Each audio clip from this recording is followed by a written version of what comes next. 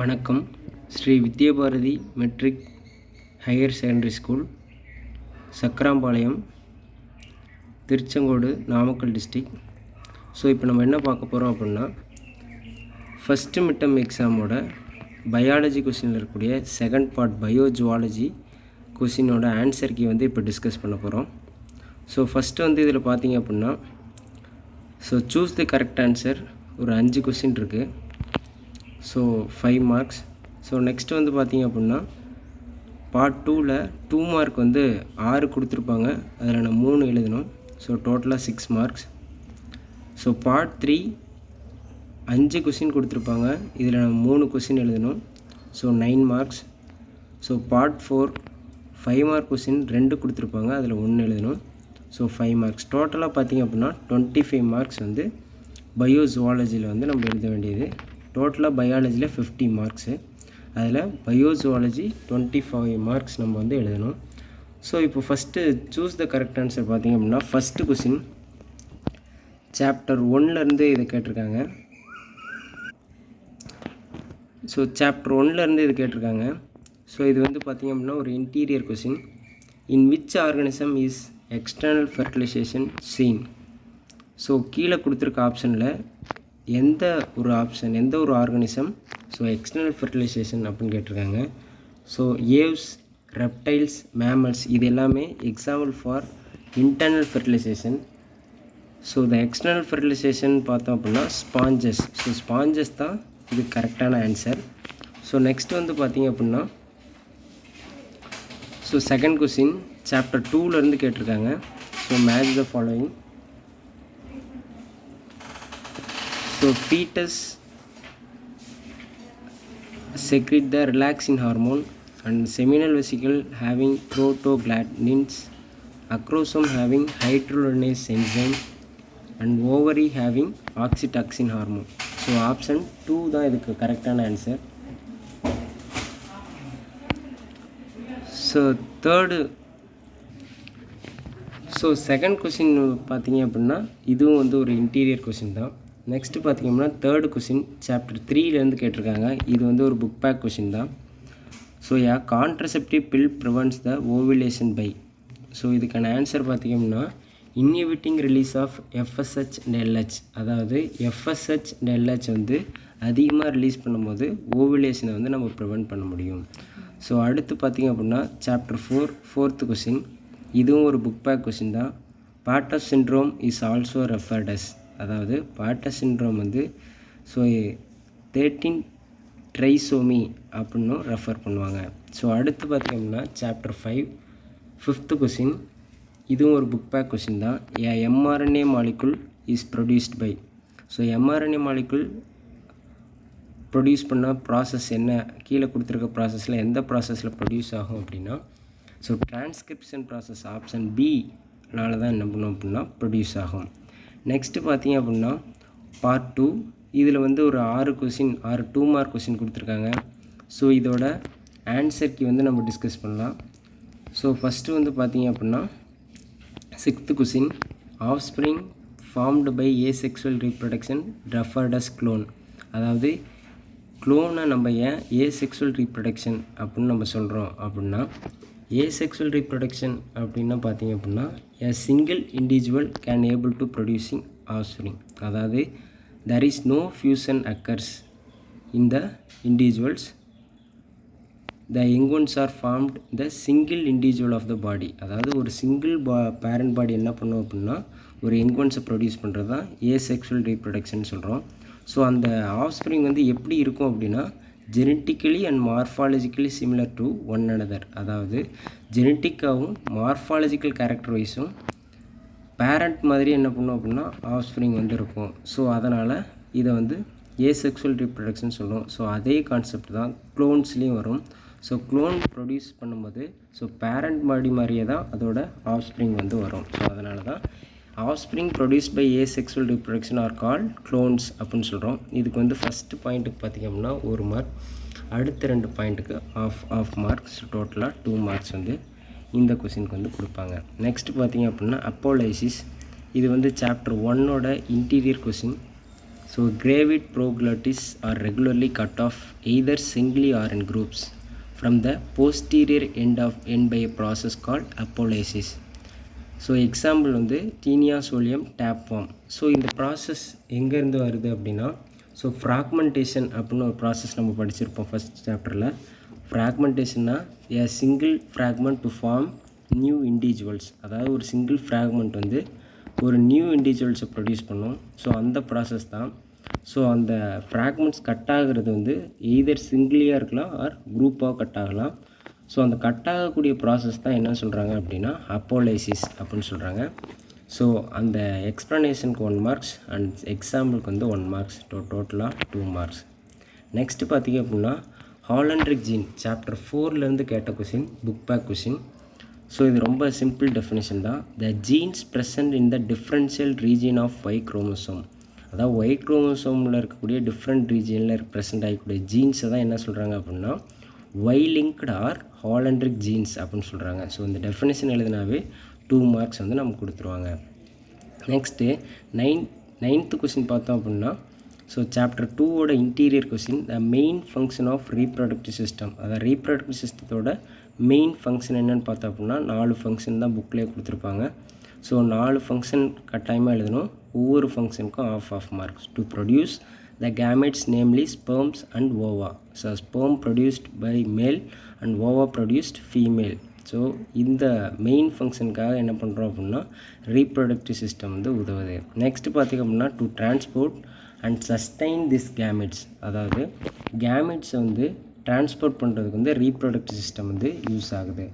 To nurture the developing offspring, அதாவது reproductive system இதனால தான் என்ன பண்ணுது அப்படின்னா அந்த ஆஃப்ஸ்ப்ரிங் வந்து வளருது. So to produce hormones, there are major hormones, many hormones involve in the during reproduction and pregnancy and growth of the fetus. எல்லா ப்ராசஸ்க்குமே நிறைய ஹார்மோன்ஸ் வந்து இன்வால்வ் ஆகும். ஸோ அதை தான் வந்து சொல்லியிருக்காங்க. So 4 into 2 marks. நெக்ஸ்ட்டு பார்த்திங்க அப்படின்னா இது ஒரு சிம்பிள் கொஷின். ஸோ சாப்டர் 3லேருந்து கேட்டிருக்காங்க. Preventive measure of STD. So இது புக்லேயே 3 பாயிண்ட்ஸ் தான் இருக்கும்.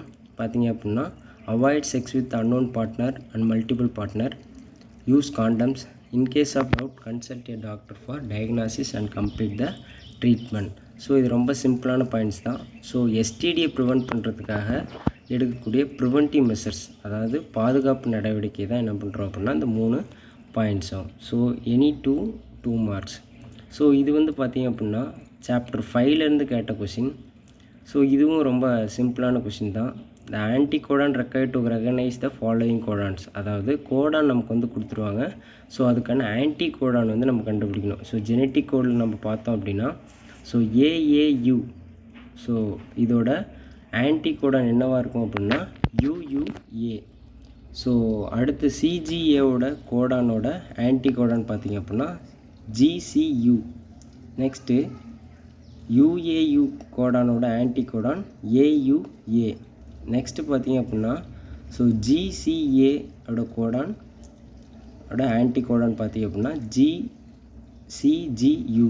ஸோ இது வந்து பார்த்திங்க அப்படின்னா எல்லா ப்ராசஸுமே RNAவில் நடக்கிறதுனால so adenine, guanine, cytosine, uracil வரும். ஸோ இதுவே டிஎன்ஏவில் நடந்துச்சு அப்படின்னா தைமீன் வந்து நம்ம சொல்லுவோம். ஸோ இதுதான் இந்த 4 கோடான் வந்து நம்ம கரெக்டாக எழுதியிருந்தோம் அப்படின்னா ஸோ 4 into 2 மார்க்ஸ் வந்து நமக்கு கொடுப்பாங்க. நெக்ஸ்ட்டு பார்த்திங்க அப்படின்னா செக்ஷன் 3, ஆன்சர் எனி 3 கொஷின்ஸ், அதாவது கொஷின் நம்பர் 19 கம்பல்சரி அட்டன் பண்ணணும். ஸோ இதில் வந்து பார்த்திங்க அப்படின்னா ஃபஸ்ட்டு 12th கொஷின் பார்த்திங்க அப்படின்னா ட்ரா லேபிள் ஸ்ட்ரக்சர் ஆஃப் ஸ்பெர்மட்டோசூவன், அதாவது நம்மளோட புக்ஸ்லேயே இருக்கும். இதோட இந்த ஸ்ட்ரக்சர் ஆஃப் ஸ்பெர்ம் வந்து டயக்ராம் கரெக்டாக வரைஞ்சோம் அப்படின்னா 2 மார்க்ஸ். ஸோ பார்ட்ஸ் கரெக்டாக லேபிள் பண்ணோம் அப்படின்னா 1 மார்க் நமக்கு வந்து கொடுப்பாங்க. நெக்ஸ்ட்டு பார்த்திங்க அப்படின்னா ஸோ அந்த 12th கொஷின் ஆல்சோ சாப்டர் 2ல் இருக்கக்கூடிய book back question. Next 13th question பார்த்திங்க அப்படின்னா சாப்டர் 3ல் இருக்கக்கூடிய புக் பேக் கொஷின் தான் இது. ஸோ இதில் 2 பாயிண்ட் இருக்கும். இதில் ஃபஸ்ட்டு பாயிண்ட்டுக்கு 1.5 மார்க்ஸ் அண்ட் செகண்ட் பாயிண்ட்டுக்கு 1.5 மார்க்ஸ், டோட்டலாக 3 மார்க்ஸ். ஸோ ஃபஸ்ட் பாயிண்ட் பார்த்தோம் அப்படின்னா நார்மலி STI, அதாவது sexually transmitted disease are transmitted from person to during intimate sexual contact with infected partner. அதாவது இன்ஃபெக்டட் பார்ட்னரோட செக்ஸுவல் கான்டாக்ட் வச்சுக்கிட்டோம் அப்படின்னா இந்த எஸ்டிடி வந்து டிரான்ஸ்மிட் ஆகும் அப்படின்னு சொல்கிறாங்க. ஸோ இன்ஃபெக்ஷன் லைக், ஸோ அப்படி வச்சுக்கும் போது என்னென்ன டிசீஸை காஸ் பண்ணோம் அப்படின்னா infection like hepatitis B and HIV are transmitted sexually as well as sharing of infusion needles. அதாவது இன்ஃபெக்டட் பர்சன் யூஸ் பண்ண நீடில்ஸ் யூஸ் பண்ணால் வரும். ஸோ சர்ஜிக்கல் இன்ஸ்ட்ருமெண்ட், அவங்களுக்கு பண்ண சர்ஜிக்கல் இன்ஸ்ட்ருமெண்ட் நமக்கு யூஸ் பண்ணாலும் வரும். So infected people blood transfusion or from infected mother to baby. So மதருக்கு வந்து அந்த இன்ஃபெக்ஷன் காஸ் ஆகிருந்தாலும் பேபிக்கு வந்து அந்த இன்ஃபெக்ஷன் வந்து வரும் அப்படின்னு வந்து சொல்கிறாங்க. ஸோ இந்த 2 பாயிண்ட் கரெக்டாக எழுதணும் அப்படின்னா 3 மார்க்ஸ் வந்து நமக்கு கொடுப்பாங்க. ஸோ அப்ளிகேஷன் ஆஃப் கேரியோடைப்பிங் பார்த்திங்க அப்படின்னா சாப்டர் 4ஓட புக் பேக் கொஷின் தான். ஸோ இதில் வந்து ஒரு 6 அப்ளிகேஷன் இருக்கும். ஸோ நம்ம எனி 3 அப்ளிகேஷன்ஸ் கரெக்டாக எழுதினாவே நமக்கு வந்து 3 மார்க்ஸ் வந்து கொடுப்பாங்க. So it helps to identify abnormalities of chromosome like aneuploidy. அதாவது 23 பேர்ஸ் ஆஃப் குரோமோசோம் இருக்கணும். So excess of chromosome or less then number of chromosome. So இது ரெண்டுமே என்ன பண்ணோம் அப்படின்னா நம்ம இந்த கேரியோடைப்பிங் யூஸ் பண்ணி கண்டுபிடிச்சிடலாம். ஸோ கேரியோடைப்பிங் அப்படின்னா the picture representation of chromosome. So இதை வச்சு நம்ம என்ன கண்டுபிடிக்கலாம், அப்நார்மலிட்டிஸ் ஆஃப் குரோமோசோம் கண்டுபிடிக்கலாம். Next evolutionary relationship between the species. அதாவது ஒரு ஜென்ரேஷனுக்கு இன்னொரு ஜென்ரேஷனுக்கு கூடிய எவல்யூஷனரி ரிலேஷன்ஷிப்பை வந்து கண்டுபிடிக்கலாம். நெக்ஸ்ட்டு ஜெனட்டிக் டிசீஸ் ஏதாவது இருக்கா அப்படின்றத வந்து நம்ம வந்து கண்டுபிடிக்கலாம். ஸோ இந்த மாதிரி ஒரு 6 பாயிண்ட் இருக்கும். நம்ம எனி 3 பாயிண்ட்ஸ் எழுதுகிறோம் அப்படின்னா 3 மார்க்ஸ் நமக்கு வந்து கொடுப்பாங்க. நெக்ஸ்ட்டு பார்த்திங்க அப்படின்னா criss cross inheritance. So chapter 4ஓட புக் பேக் கொஷின். ஸோ இது வந்து பார்த்திங்க அப்படின்னா the type of sex linked character from father to daughter and from daughter to her son through carrier daughter known as criss-cross inheritance. அதாவது ஒரு நோய் வந்து father to டாட்டர்கிட்ட transfer ஆனாலும் டாட்டர் டு சன்னுக்கு ட்ரான்ஸ்ஃபர் ஆனாலும் இங்கே யார் கேரியராக இருப்பாங்க அப்படின்னா ஃபாதர்கிட்டருந்து எக்காரணத்தை கொண்டும் நோய் வந்து அவங்களோட சன்னுக்கு போகாது.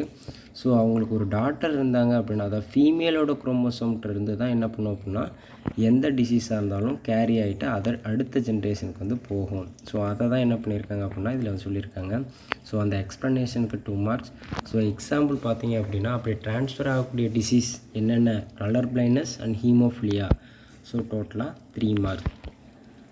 Question number 16, differentiate between TATA box and Pribnow box. இது வந்து பார்த்திங்க அப்படின்னா சாப்டர் 5ஓட இன்டீரியர் கொஸ்டின் வந்து இது. ஸோ இந்த கொஸ்டின் கட்டாயமாக நம்ம எழுதணும். So TATA box and Pribnow box அதோட சிம்பிள் எக்ஸ்ப்ளனேஷன் பார்த்தோம் அப்படின்னா டாட்டா பாக்ஸ் அப்படின்னா in eukaryotes promoter has 80 rich region call TATA box. அதாவது யூகேரியாட்ஸில் இருக்கக்கூடிய ப்ரொமோட்டர் ரீஜனில் வந்து 80 ரிச் ரீஜன், அதாவது எனர்ஜி அதிகமாக இருக்கக்கூடிய ரீஜன் என்ன சொல்கிறாங்க அப்படின்னா டாட்டா பாக்ஸ்னும். ஸோ பிரினவ் பாக்ஸுங்கிறது ப்ரோகேரியாட்ஸில் வந்து இருக்கக்கூடிய ப்ரொமோட்டர் ரீஜன் வந்து பிரினவ் பாக்ஸ் அப்படின்னு சொல்கிறாங்க. ஸோ இந்த பாயிண்ட்ஸ் எழுதுனா 3 மார்க்ஸ் வந்து நமக்கு கொடுப்பாங்க. நெக்ஸ்ட்டு பார்த்திங்க அப்படின்னா செக்ஷன் 4ல் பார்த்திங்க அப்படின்னா 17th A ஆர் B 2 கொஸ்டினில் ஏதோ ஒரு கொஸ்டின் எழுதினாவே போதுமானது. ஸோ இதில் வந்து பார்த்திங்க அப்படின்னா parthenogenesis and the type of parthenogenesis. பார்த்தனோஜெனிசிஸ்னால் என்னென்னு எழுதணும், and the types of parthenogenesis வந்து எக்ஸ்பிளைன் பண்ணி எழுதணும். So parthenogenesis means development of egg into complete individual without fertilisation is known as parthenogenesis. அதாவது there is no fusion occurs the individuals to be formed. அதாவது எந்த விதமான ஃபியூஷனும் இல்லாமல் ஒரு complete இண்டிவிஜுவலாக டெவலப் ஆகிறது தான் என்னது, பார்த்தனோஜெனிசிஸ். ஸோ இது யார் டிஸ்கவர் பண்ணா அப்படின்னா சார்லஸ் பொனட் இன் 1745 வந்து இதை வந்து டிஸ்கவர் பண்ணியிருக்காரு. நெக்ஸ்ட்டு பார்த்திங்க அப்படின்னா natural parthenogenesis, complete parthenogenesis, incomplete parthenogenesis, paedogenetic parthenogenesis and artificial parthenogenesis. So இது எல்லாமே types of parthenogenesis. So each one carries 1 marks. So totally 5 marks வந்து நமக்கு வந்து இந்த கொஸ்டின்ஸ்க்கு வந்து தருவாங்க. நெக்ஸ்ட் பார்த்திங்க அப்படின்னா various phase of menstrual cycle. இது வந்து பார்த்திங்க அப்படின்னா ஒரு சாப்டர் 2ல் இருக்கக்கூடிய புக் பேக் கொஷின் தான். So first menstrual or ovarian சைக்கிள்னால் என்ன அப்படின்னு எழுதணும் அப்படின்னா 1 மார்க்ஸ் கொடுப்பாங்க. So phase of menstrual cycle 4 phase இருக்குது. Menstrual phase, follicular phase or proliferative phase, ovulatory phase, and luteal and secretory phase. So each one carry 1 marks, totally 5 marks to be given. So these are the answer key discuss the first midterm examination 2024. Thank you everyone.